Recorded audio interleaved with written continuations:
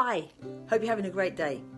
So this is how the story goes. When I was very, very much younger and my mum was trying desperately to get hold of me because maybe she wanted me to tidy my room, or I'd done something wrong and she was a little bit angry with me, she used to use my whole name when she called me.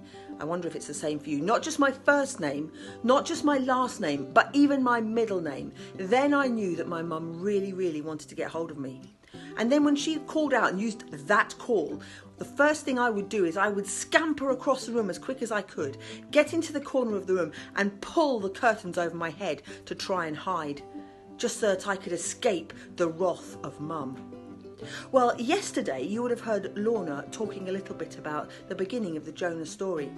And God had asked Jonah to go somewhere, Nineveh, where he really, really didn't want to go. And what did Joseph do? Well, a little bit like I did. He scampered off down to the dockyards and got on a ship straight away, heading in the wrong direction. He was trying to escape God. He was trying to run away and hide.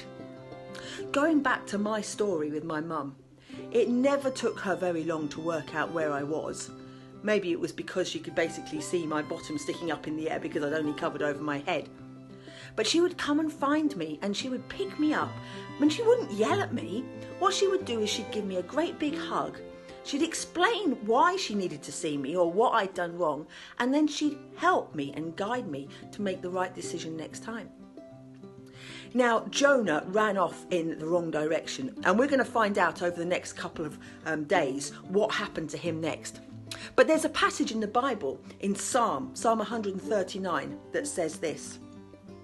Your spirit is everywhere I go. I cannot escape your presence. If I go up to heaven, you will be there. If I go down to the place of death, you will be there. If I go east, where the sun rises, or go to live in the west, beyond the sea, even there you will take my hand and lead me. Your strong right hand will protect me. Today, I wonder if there is something that we are trying to escape from, something that we know God wants us to do, or a person that God wants us to be, something God wants us to change in our lives. And instead of kind of embracing that and doing what we know God wants us to do, we actually try and run away and hide our head underneath the curtain. So my message for you today is, wherever you go to hide, God will always be there. But he is not a God who's going to tell you off. He's a God who's going to give you a hug. He's going to explain to you what it is that you need to change. And he's going to guide you in the right direction.